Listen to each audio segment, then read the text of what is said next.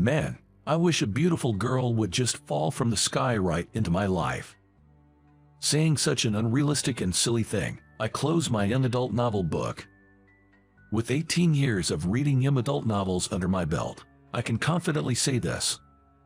Stuff like what happens in young adult novels just doesn't happen in the real world. My name is Mike. I'm just an average office worker. Lately, my main concern is the boss at work, who I just can't get along with. Hey, Mike, I told you to get this report done, but this is your task. Don't backtalk me. It's kinda like that. It feels more like he's bullying rather than just not getting along. The boss's name is Steve. If I remember right, he's in his late 50s. I've heard he has a son about my age. Despite holding a respectable position and supposedly fulfilling his role as a father, my impression is that he's both figuratively and literally a small man. For the record, Steve's height is around 5 feet 3 inches. Well, I'm around 5 feet 5 inches, so I can't really say much about others. Anyway, every time I come into work, getting reprimanded by Steve has become a major stressor. At times like these, I dive into watching TV shows or reading young adult novels once I'm home. I've always loved the world of fiction. These days, they have a term called teenage delusion phase, but up until middle school, I truly believed I was someone special, and I never doubted that I'd get a special, beautiful girlfriend. But now, I'm turning 30 this year. The reality is clear. I'm not special or anything, just an average.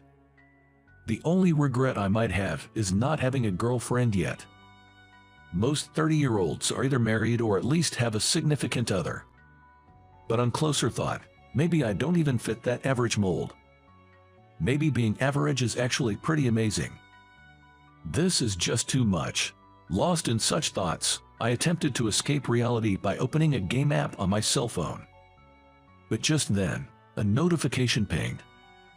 It's rare for me to get messages, and when I checked the sender, it read Nina, making me jump up. The message said, "Hey, it's been a while. I'm sorry for the sudden request, but Mike, could you pretend to be my boyfriend?" I was taken aback by the unexpected content. Nina lived in the mansion right opposite my childhood home, and I've known her since we were in kindergarten. By the way, Nina's father is a real estate tycoon, super rich. So basically, I was being asked to play the role of a boyfriend by the daughter of a CEO, my childhood friend. Confused, I decided to hear her out. She pleaded for help, and begrudgingly, I agreed. A week later, I headed to the train station Nina had specified. Even though I've known her since we were kids, I felt a bit nervous. After all, it's been roughly 11 years since I last saw Nina when she moved to New York for college. We had a reunion recently, but she couldn't make it due to her busy work schedule. Nina's 30 now. She must have changed a bit in appearance, I thought. As I was waiting, I heard Mike, and saw a woman energetically waving at me. "Sorry, did I keep you waiting?" "No, not at all." There she was, transformed from a young girl to a full-grown woman. Nina looked even more beautiful than before, and my nervousness peaked. "You seem nervous, Mike. Is it because I've gotten more attractive?" I'm not nervous. Don't get the wrong idea. The nervousness made me behave strangely. But it's true, Nina have grown up. However, things like her calling my name from afar and running towards me, or her sparkling smile, remained unchanged from when we were kids. I was anxious about how she might have changed, but I genuinely felt happy to see that my childhood friend was still the same in many ways. "Shall we head to my parents' house?" "Yeah." Now, this is where the real challenge begins. I have to play the role of Nina's boyfriend, after all. To briefly explain the situation. As I mentioned earlier, Nina's father is in the real estate business. Recently, he seems to have confided in a close business associate, the CEO of another company, saying, "My daughter just can't seem to get a boyfriend." Then, the CEO offered, "Why not look among our employees?" and apparently took the initiative. As it turns out, the department head's son was actively seeking a partner for marriage. After exchanging pictures, The young man seemed quite taken with Nina and desperately pleaded for a formal introduction with marriage in mind. That's the story. It's so infuriating when I think about it now. They made this decision without my knowledge, you know, typical of Dad, always meddling like that. Nina is puffing out her cheeks, and I couldn't help but give her a smile. It's true, Nina's father has always been overly concerned about his daughter. Anyways, we need to deter this match at all costs. I'm counting on you today. I'll do my best. You see, my role as Nina's boyfriend is to dissuade this prospective groom. Nina was upset that her dad had gone ahead and set up a matchmaking date on his own. However, her dad insisted that if she didn't have a boyfriend, he wanted her to meet the guy at least once, chalking it up to typical parental meddling. Feeling the pressure, Nina spontaneously lied, saying she already had a boyfriend. But when her dad questioned who this boyfriend was, she impulsively blurted out my name. Though her dad was quite suspicious, he relayed to the other guy's family that she was taken and suggested calling off the arranged meeting. But to their surprise, that guy kept insisting on at least one meeting, making it hard for her dad to decline his persistent requests. Concerned that she might be pursued by the suitor in the future, Nina decided the best way to get him to back off was to show him her boyfriend in person. Hence, she came up with this scheme to rope me in. As you've probably figured out by now, I'm about to get dragged into a complete mess. At first, I thought to decline, but then she called and pleaded, "Please, just this once." Over the phone, I felt my cheeks warm up, and I reluctantly agreed. To be honest, even if it's just pretending, the idea of being Nina's boyfriend wasn't all bad. Because I had been secretly in love with her for the longest time. But I never had the courage to confess. I was scared of ruining our childhood friendship. And every time I saw the grand mansion she lived in right across from my family home, I couldn't help but feel the stark difference between our worlds. So, I gave up on my feelings for Nina.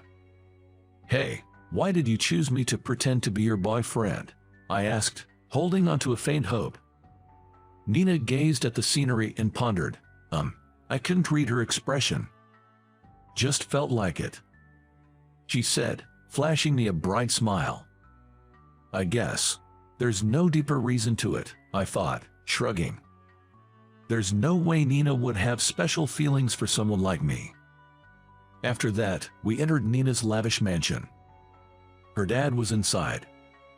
"I never would have guessed you two were dating," he commented, his expression a bit stiff. By the way, he doesn't know that I'm just pretending to be her boyfriend. I need to ensure he doesn't find out. Would it be okay if I greet her? Of course, I think my wife would be pleased as well. With Nina's father's permission, I went in front of the photograph of her mother and greeted her. Nina's mom passed away due to illness right after Nina graduated from high school. I had always known she had health issues, but I was truly shocked when she passed away. She was someone who took care of me since I was young. Whenever I visited their home, I remembered the warm smile of Nina's mom and how she would always welcome me with lots of treats. She was truly a wonderful person. Although I was close to Nina's mother, I hardly spoke to her father. He was often busy with work, and I had a somewhat intimidating impression of him. I've heard that after losing his wife, Nina's dad became extremely protective of his daughter. I wonder what will happen if he finds out I'm just pretending to be her boyfriend. While these thoughts raced through my mind, the doorbell rang. Finally, the date she was supposed to meet had arrived. A wave of tension washed over me. Oddly enough, this date knew that Nina would be bringing her boyfriend today.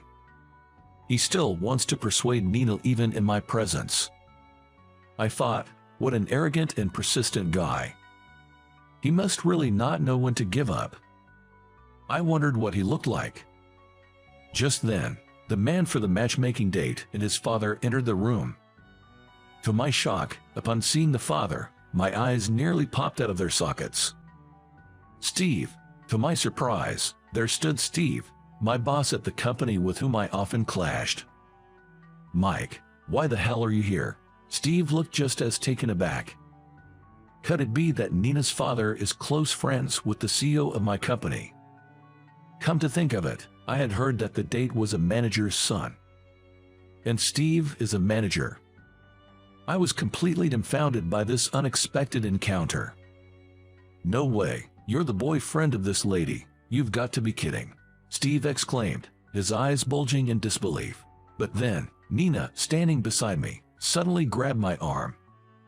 It's true, Mike is my dear boyfriend, she told Steve with a serious tone and earnest eyes.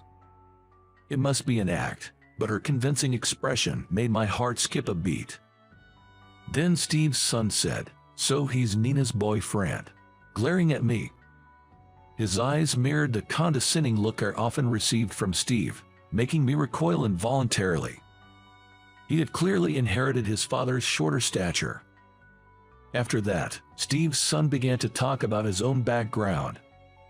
Apparently, he worked for a company with a higher income than the one both his father and I worked for and seemed to have a promising future.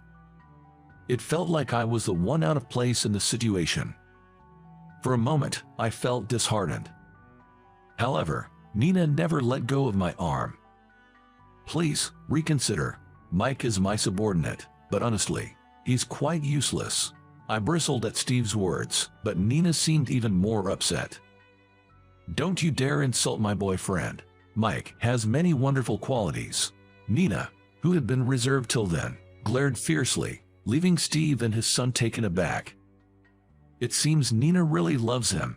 Suddenly, the son, looking very uncomfortable, said, "Excuse me," and left the house. "Hey, wait," Steve called after him. As he did, he turned to me, giving me a warning glance. "Remember this." I had a bad feeling about all this, and just then, Nina finally let go of my arm. "I'm sorry for holding on for so long." "Oh, it's okay." Seeing Nina's face turn red made me blush as well. "Do you two plan on getting married?" Nina's father suddenly asked, catching me off guard. Nina looked equally unsure about how to respond. Seeing our flustered reactions, Nina's father just said, "Never mind," and shrugged. "It was my idea to bring up this matchmaking meeting. I'll apologize to the other party properly." With that, he went into his study. "Thanks for playing the role of my boyfriend today. I'll treat you to something next time." Because we couldn't risk being overheard, we stepped outside. After walking for a bit, Nina turned to me again to express her gratitude. "No worries. Well then. Well, bye for now." Even if it was just for a day, being Nina's boyfriend felt nice. It felt like my long-held crush was momentarily reciprocated. Yet, there was a lingering sense of regret. Maybe I still do have feelings for Nina. I glanced back in the direction Nina had gone and shook my head, trying to clear my thoughts. The pretend relationship ends here. A few days later, at the office, Steve glared at me with fierce eyes. I felt a negative vibe, but to add to my surprise, I received a sudden job transfer notice. To my shock, the new location was in a rural branch. This was essentially a demotion. "Hey, Steve, what's the meaning of this?" Steve smirked. "You embarrassed my son and me the other day. I always thought you weren't suitable for this department, so I took the opportunity to send you where they're short-staffed." With that, he laughed heartily. Apparently, several employees had recently quit at that branch, and they were in dire need of staff. Steve had strongly recommended me for the position. So, I was pretty much forced into this demotion. Darn it, why did this happen to me? No matter how unfair it felt, the decision was irreversible. Some days later, I was using my weekend break to prepare for the move. Even with the relocation allowance, moving expenses really hurt. As I lamented the situation, I ran out of packing tape. Stepping outside to buy more, I noticed a sleek black car parked in front of my old apartment. Wait, that car looks familiar. Oh, that's Nina's family's car. Just when I thought that, Nina stepped out of the back seat of the car, waving with a cheerful "Hey there, Nina. What are you doing here?" "Well, I heard some unsettling rumors," So, you're being transferred to the countryside, right, Mike? How did you? Turns out, she had received a call from the guy she was supposed to meet for a matchmaking date, who told her with a laugh, "Your boyfriend's getting transferred, serves him right." Hearing that, she rushed over to see me. "I see, that guy's a piece of work. Sorry to get you involved in all of this." "Why are you apologizing, Mike? It's my fault. I lied about having a boyfriend and dragged you into this." Nina bowed her head apologetically. "You don't have to be so sorry. Believe it or not, I actually enjoyed playing your boyfriend." Hearing that, Nina's eyes widened, and she gave a big grin. Then, she dropped a bombshell. "You know, Mike, I've always had feelings for you." I blurted out, "What?" in sheer disbelief. Nina blushed at my reaction. "Do you remember our middle school reunion the other day?" "Yeah, but you weren't there, right?" I was really disappointed when I didn't see Nina, but turns out she arrived later in the evening. At that time, because everyone was making me drink, I didn't even notice Nina's presence, and it seems Nina missed her chance to approach me. At that time, seeing you so drunk was really something, and I felt a bit sorry for you. But I never imagined that even in that state, I'd find my heart still fluttering for you. I guess I really do still have feelings for you, Mike," Nina said with a shy laugh. After that, perhaps due to her feelings of wanting to see me again, she told me that when she was approached for an arranged date, she impulsively lied, saying I was her boyfriend. That's why, when I previously asked her why did you mention my name, she felt embarrassed, fearing I'd realize her feelings for me. She quickly looked away and answered, "Just because." Apparently, her face turned beet red at that moment. "You know, I think you and my dad have very similar personalities." "What? Me and your dad?" I was taken aback by her unexpected comment. "Well, like how he's always fussing over others. Remember when I had a cold, you brought me ice cream and took care of me?" Hearing Nina's story, I did recall such an incident. But I had clumsily spilled that ice cream on the floor, causing trouble for Nina's mom. Yet, Nina cheerfully pointed out that my clumsy side is just like her dad's. The reason Nina came today was to propose that I work at her father's place, given the inconvenience she had caused. Being in sales, I had some familiarity with real estate, which aligned with the job. The salary sounded quite appealing, promising a brighter future than my current position. "But are you sure? Me working there? It's fine, actually. I told my dad about our fake relationship." Wait, seriously. However, from what Nina shared, her father wasn't really mad about being deceived. Instead, he seemed to feel guilty for neglecting Nina's feelings and prematurely arranging a date for her. He also felt bad about causing me trouble, and offering me a job was his idea, she said. "I'm truly grateful for this offer. If you think I'm a fit, I'd love to work with you." When I said that, Nina gave me a delighted smile. After that, I began working at Nina's father's place. At the same time, I started seeing Nina more often, and before we knew it, we were dating. One day, Nina's father asked me, "Are you two officially together now?" "Well, we are seeing each other, yes." "I see. There's no end to the men wanting to date my daughter. Oh boy, what a hassle." Then, Nina's father turned to me and said, "If someone comes around again, I might ask you to play her boyfriend again." He said it with a joking tone and grinned. It felt like the first time I saw a smile on Nina's father. Seeing that smile made me believe he had accepted my relationship with Nina. Oh yeah, there was this guy named Steve who was trying to get me transferred out. It seems Nina's father mentioned something about it to the CEO. Apparently, that led to Steve being transferred to a branch in a rural place, like Nebraska. The CEO, with a slightly frustrated look, responded to Nina's father, who jokingly said, "Sorry for poaching your best employee."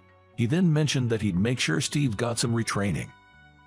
Hearing that story lifted a weight off my shoulders. Later on, Nina and I got hitched.